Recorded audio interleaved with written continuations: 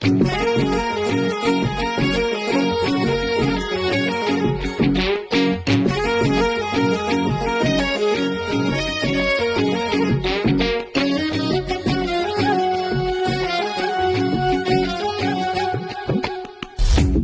ಸ್ವಲ್ಪ ದುಮ್ಮಿ ಮನಸ್ಸು ಮಲ್ಲಿಗೆ ಸ್ವಾಮಿ ದುಂಡಾಗಿದ್ರು ಭೂಮಿ ಚಂದ ಅಲ್ವ ಸ್ವಾಮಿ ಇವಳಿಗೆ ಕಮ್ಮಿ ಬರ್ತಾನೊಬ್ಬ ಪ್ರೇಮಿ ಅಂದೇ ಅಂತಾನೆ ಲವ್ ಮೀ ಎಲ್ಲರಿಗೂ ಉಂಟು ಬ್ರಹ್ಮಗಂಟು ಏನು ಜನ್ಮದ ನಂಟು ಬ್ರಹ್ಮಗಂಟು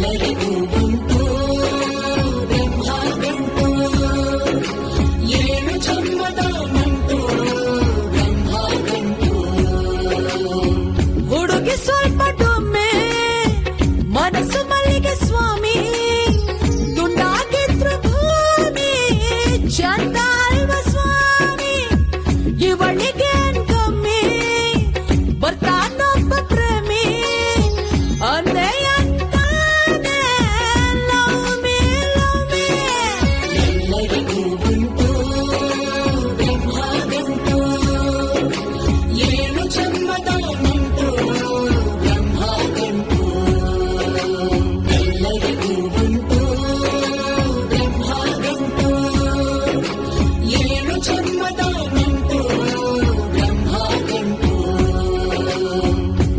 ಬ್ರಹ್ಮಗಂಟು. ಹಾಗಿದ್ರೆ ಒಂದ್ ಕೆಲ್ಸ ಮಾಡ್ತೀನಿ, ಟೊಮೆಟೊ ಗೊಜ್ಜು ಮಾಡ್ತೀನಿ, ಆಮೇಲೆ ಎಲ್ಲಾ ತರ ತರಕಾರಿ ಹಾಕ್ಬಿಟ್ಟು ಪಲ್ಯ ಮಾಡ್ತೀನಿ. ತರಕಾರಿ ತಿಂದ್ರೆ ತುಂಬಾ ಒಳ್ಳೇದು ಇವಾಗ. ಯಾರಿಗೂ ಒಳ್ಳೇದು?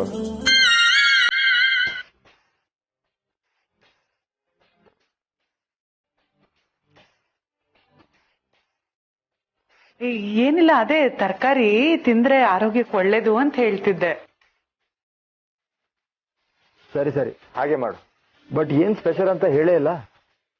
ಸ್ಪೆಷಲ್ ಏನಿಲ್ಲ, ಸುಮ್ನೆ ಹಾಗಂದೆ. ಗೀತಾ, ಇತ್ತೀಚೆಗೆ ನೀನ್ ತುಂಬಾ ಚೇಂಜ್ ಆಗ್ಬಿಟ್ಟಿದ್ಯಾ. ಚೇಂಜಾ? ಇಲ್ವಲ್ಲಪ್ಪ. ನಾನ್ ಹಂಗೆ ಇದ್ದೀನಿ, ನಿಮ್ಗೆ ಹಂಗ ಅನ್ನಿಸ್ತಿದ್ಯಾ? ಹ್ಞೂ, ಮತ್ತೆ ಅದಕ್ಕೆ ತಾನೇ ಹೇಳ್ತಾ ಇರೋದು. ಇಲ್ಲ, ನಾನ್ ತೂಕ ಅಷ್ಟೇ ಇದ್ದೀನಿ. ನಿನ್ ಬಗ್ಗೆ ಅಲ್ಲ, ನಿನ್ ಬಿಹೇವಿಯರ್ ಬಗ್ಗೆ ಹೇಳ್ತಾ ಇದ್ದೀನಿ. ಮುಂಚೆ ತುಂಬಾ ಫಾಸ್ಟ್ ಆಗಿದ್ದೆ, ಇವಾಗ ತುಂಬಾ ಸ್ಲೋ ಆಗ್ಬಿಟ್ಟಿದ್ದೆ. ಕೂತ್ಕೊಳ್ಳೋದು, ನಿಂತ್ಕೊಳ್ಳೋದು, ತುಂಬಾ ಏನು ಮಾಡ್ತಾ ಇಲ್ಲ ನೀನು.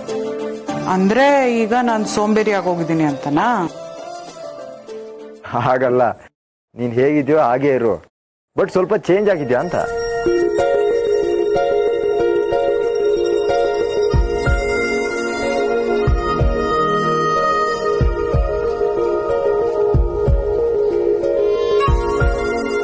ಮುಂಚೆ ನನಗೇನ್ ಇಷ್ಟನೋ ಅದನ್ನ ಮಾಡ್ತಾ ಇದ್ದೆ, ಆದ್ರೆ ಈಗ ನಿನಗೇನ್ ಇಷ್ಟನೋ ಅದನ್ನೇ ನನಗೂ ತಿನ್ನಿಸ್ತಾ ಇದ್ಯಾ. ಅಂದ್ರೇನು, ಇವಾಗ ನಾನು ಆಲೂಗಡ್ಡೆ ಈರುಳ್ಳಿ ಹುಳಿನೇ ಮಾಡ್ಬೇಕಾ? ಹಾಗಿದ್ರೆ ಸರಿ, ನಿಮ್ಗೆ ಇಷ್ಟ ಆಗಿರೋ ಹುಳಿನೇ ಮಾಡ್ತೀನಿ ಬಿಡಿ. ದಡ್ಡಿ, ನಾನು ಅದನ್ನ ಹೇಳ್ತಾ ಇಲ್ಲ. ಮುಂಚೆ ನಿನ್ನ ಇಷ್ಟನ ಪ್ರಯಾರಿಟಿ ಆಗಿ ಮಾಡ್ಕೋತಾ ಇರ್ಲಿಲ್ಲ, ಬಟ್ ಈಗ ಮಾಡ್ಕೋತಾ ಇದೀಯಾ. ನನ್ಗೇನೋ ಖುಷಿನೇ, ನಿನ್ಗೆ ಏನ್ ಇಷ್ಟ ಇಲ್ಲ ಅದನ್ನ ಮಾಡ್ತಾ ಇದೀಯಾ.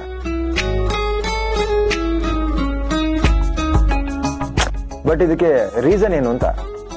ಚೇಂಜು ಇಲ್ಲ, ಮಣ್ಣು ಇಲ್ಲ, ಮೊದ್ಲೇಗಿದ್ನೋ ಹಾಗೆ ಇದ್ದೀನಿ. ಅದನ್ನ ನಾನ್ ಹೇಳ್ಬೇಕು. ನನ್ಗಂತೂ ಸಿಕ್ಕಾಪಟ್ಟೆ ಚೇಂಜಸ್ ಕಾಣಿಸ್ತಾ ಇದೆ. ಇರ್ಲಿ ಬಿಡು, ಐ ಹೋಪ್ ಇದೆಲ್ಲ ಒಳ್ಳೇದಕ್ಕೆ.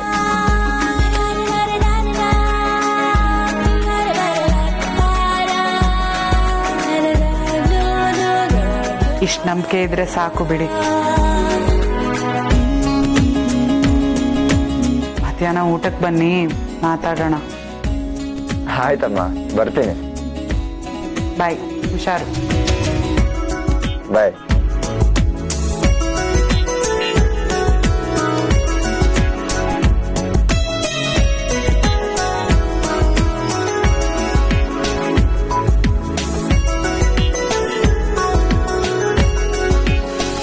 ಚೇಂಜ್ ಆಗಿದ್ದೀನ?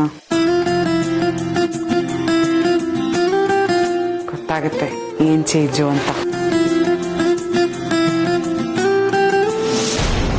ಈಗ ತಾನೇ ನನ್ಗೆ ಪಿಂಕಿ ಕಾಲ್ ಮಾಡಿ ಹೇಳಿದ್ಲು ಕಣೆ ಮಂಗ್ಲಿ, ಅವಳು ಪೇಟೆ ಬೀದಿಗೆ ಹೋಗಿದ್ಲಂತೆ. ಅಲ್ಲಿ ಸೀನನ್ ಜೊತೆ ಯಾವ್ದೋ ಹೆಂಗಸು ಇಲ್ಲಂತೆ, ಅದನ್ನ ನೋಡಿದಾಳೆ ಅವಳು. ಆ ವಿಷಯ ಕೇಳ್ದಾಗಿಂದ ನನ್ಗೆ ಅದನ್ನ ಅರಗಿಸ್ಕೊಳಕ್ ಆಗ್ತಾ ಇಲ್ಲ.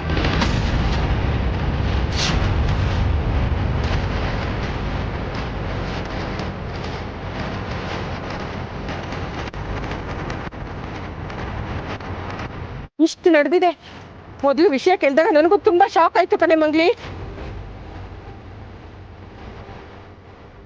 ಆದ್ರೆ ಪಿಂಕಿನೇ ಕಣ್ಣಾರೆ ನೋಡಿ ನನಗೆ ಹೇಳಿದ್ಮೇಲೂ ನಮ್ದೇ ಇರಕ್ಕಾಗತ್ತಾ ಹೇಳು? ನನಗಂತೂ ತುಂಬಾ ಬೇಜಾರಾಯ್ತು ಕಣೆ, ಅಷ್ಟೇ ಕೋಪನೂ ಬಂತು ಆ ಸೀನನ್ ಮೇಲೆ. ನಮ್ ಸೀನ ತುಂಬಾ ಸಭ್ಯಸ್ಥ, ಹೆಚ್ಚು ಮಾತಾಡಲ್ಲ, ತುಂಬಾ ಒಳ್ಳೆಯವನು ಅಂತ ಅನ್ಕೊಂಡಿದ್ದೆ ನಾನು. ಆದ್ರೆ ನೋಡು ಈಗ ಏನ್ ಕಥೆ ಆಗಿದೆ ಅಂತ. ಎಷ್ಟೇ ಆಗ್ಲಿ ಗಂಡ್ಸೆ ಹೇಗ್ ಕೈ ಕೊಟ್ಬಿಟ್ಟ ನೋಡು ನಿಂಗೆ.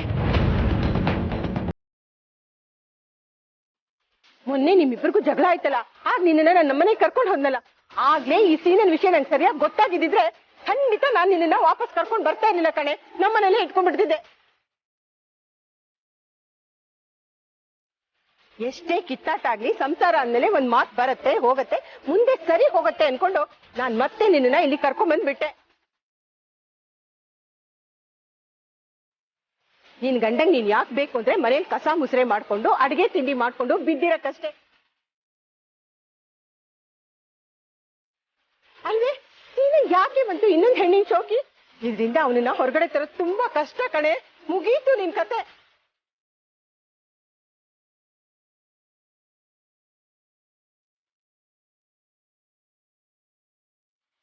ಇದೆಲ್ಲ ಎಷ್ಟು ದಿನ ನಡೀತಾ ಇದೆ? ಯಾರಿಗೆ ಗೊತ್ತು? ಇಂಥ ಕತೆಗಳು ಯಾವಾಗ ಶುರು ಆಗುತ್ತೋ ಯಾವಾಗ ಎಂಡ್ ಆಗುತ್ತೋ ಖಂಡಿತ ಗೊತ್ತಿರಲ್ಲ. ಏನ್ ಮಾಡ್ಲಿ ಅಂತ ನನ್ನನ್ ಮಾತ್ರ ಕೇಳ್ಬೇಡಮ್ಮ, ಗೊತ್ತಿದ್ರೆ ನಾನೇ ಹೇಳ್ತಾ ಇದ್ದೆ. ನೀರಲ್ಲಿ ಮುಳುಗ್ದವ್ರಿಗೆ ನಾವೇನು ಹೇಳ್ಬಾರ್ದು ಕಣೆ, ಯಾಕೆಂದ್ರೆ ನಾವೇನೇ ಹೇಳಿದ್ರು ಅವ್ರಿಗೆ ಕೇಳ್ಸಲ್ಲ. ನೀನನ್ನ ಇದರಿಂದ ಹೊರಗಡೆ ತರಕ್ಕೆ ಏನಾದ್ರೂ ಒಂದು ಉಪಾಯನ ನೀನೇ ಹುಡುಕ್ಬೇಕು ಮಂಗ್ಲಿ.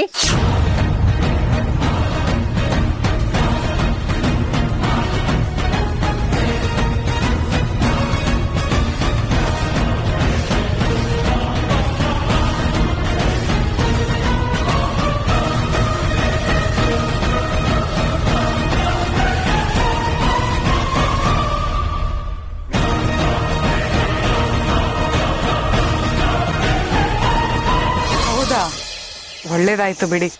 ಪ್ರಾಕ್ಟೀಸ್ ವಿಷಯಕ್ಕೆ ಬಂದ್ರೆ ನೀವ್ ಯಾವುದೇ ಕಾರಣಕ್ಕೂ ಕಮಿಟ್ಮೆಂಟ್ ಬಿಡಲ್ಲ ಅಂತ ನನಗ್ ಗೊತ್ತು. ಅದಕ್ಕೋಸ್ಕರನೇ ಅಲ್ವಾ ನೀವಿಷ್ಟು ವರ್ಷ ಕಷ್ಟಪಟ್ಟಿರೋದು. ನೀವ್ ದೊಡ್ಡ ಮಟ್ಟದಲ್ಲಿ ಹೆಸರು ಮಾಡ್ಲೇಬೇಕು. ಹೌದು, ವರ್ಕೌಟ್ ಎಲ್ಲ ಕರೆಕ್ಟ್ ಆಗಿ ಮಾಡ್ತಿದ್ದೀರಾ ತಾನೆ? ಹಂಗಲ್ಲ, ನನಗ್ ಗೊತ್ತು ಯಾವುದೇ ಕಾರಣಕ್ಕೂ ನೀವ್ ವರ್ಕೌಟ್ ಮಿಸ್ ಮಾಡಲ್ಲ ಅಂತ. ಆದ್ರೂ ಎಲ್ಲಾದ್ರೂ ಮರ್ತಿದ್ದೀರಾ ಅಂತ ಕೇಳ್ದೆ ಅಷ್ಟೇ. ಸರಿ. ಆಮೇಲೆ ಈ ಕೊರೋನಾ ಅಂತೂ ತುಂಬಾ ಜಾಸ್ತಿ ಆಗ್ತಾ ಇದೆ. ಬೆಂಗಳೂರಲ್ಲಂತೂ ಪರಿಸ್ಥಿತಿ ಹದಗೆಡ್ತಾ ಇದೆ ನೋಡಿ. ಓಡಾಡ್ಬೇಕಾದ್ರೆ ಮಾಸ್ಕ್ ಹಾಕೊಂಡು ಓಡಾಡಿ, ಹುಷಾರಾಗಿರಿ. ಮಾಸ್ಕ್ ಮುಖಕ್ಕೆ ಹಾಕೊಂಡ್ರೆ ಸಾಕು, ಮನ್ಸಿಗೇನ್ ಬೇಕಾಗಿಲ್ಲ. ಸರಿ ಸರಿ, ನಾನೇ ನಿಮ್ಗೆ ಡಿಸ್ಟರ್ಬ್ ಮಾಡಲ್ಲ. ಚೆನ್ನಾಗಿ ಪ್ರಾಕ್ಟೀಸ್ ಮಾಡಿ ಆಯ್ತಾ? ಹುಷಾರು. ಫ್ರೀ ಇದ್ದಾಗ ಫೋನ್ ಮಾಡಿ. ಬಾಯ್. ಲಕ್ಕಿ ಹತ್ರ ಮಾತಾಡ್ತಿದ್ಯಾ? ಹ್ಞೂ ಕಣೆ, ಇನ್ ಯಾರ ಹತ್ರ ಮಾತಾಡ್ಲಿ ಹೇಳು? ನಂಗೆ ಕೋಪ ಬಂದ್ರು ಲಕ್ಕಿ ಅವ್ರ ಹತ್ರನೇ ಕೋಪಿಸ್ಕೋಬೇಕು, ಮಾತಾಡ್ಬೇಕಂದ್ರೆ ಅವ್ರ ಹತ್ರನೇ ಮಾತಾಡ್ಬೇಕು. ಅವ್ರು ಬಿಟ್ಟು ನಂಗೆ ಬೇರೆ ಯಾರಿದ್ದಾರೆ? ಸಂಸಾರದ ಬಗ್ಗೆ ತುಂಬಾ ಚೆನ್ನಾಗಿ ತಿಳ್ಕೊಂಡಿದ್ಯಾ. ಗಂಡ ಹೆಂಡತಿ ಜಗಳ ಮಾಡ್ಕೊಂಡ್ರು ಸಮಾಧಾನವಾಗಿ ಮಾತಾಡಿ ಅವ್ರನ್ನ ಸರಿ ಮಾಡ್ಬಿಡ್ತೀಯ. ಇವಾಗ್ಲೂ ನಾನು ಅದೇ ಕೆಲಸ ಮಾಡ್ಬಿಟ್ಟು ಬಂದಿರೋದು. ಓ, ಸಮಾಜ ಸೇವೆ ಹೇಳು, ಇಂಟ್ರೆಸ್ಟಿಂಗ್ ಆಗಿರುತ್ತೆ. ಯಾರಿಗೆ ಸಮಾಧಾನ ಮಾಡಿ ಕಾಂಪ್ರಮೈಸ್ ಮಾಡಿ ಬಂದೆ? ಇಂಟ್ರೆಸ್ಟಿಂಗ್ ಆಗೇನೋ ಇದೆ, ಆದ್ರೆ ಸಮಾಜ ಸೇವೆ ಅಲ್ಲ, ಮನೆಯವ್ರ ಸೇವೆ. ಮನೆ ಸೇವೆನಾ? ಮಂಗ್ಲಕ್ಕ ಸೀನಣ್ಣ ಜಗಳ ಮಾಡ್ಕೊಂಡಿದ್ರಲ್ಲ, ಅಲ್ಲಿ ಹೋಗಿ ಕಾಂಪ್ರಮೈಸ್ ಮಾಡಿ ಬಂದ್ಯಾ? ಸರಿಯಾದ ಉತ್ತರ. ಅದಕ್ಕೆ ಹೋಗಿದ್ ನಾನು.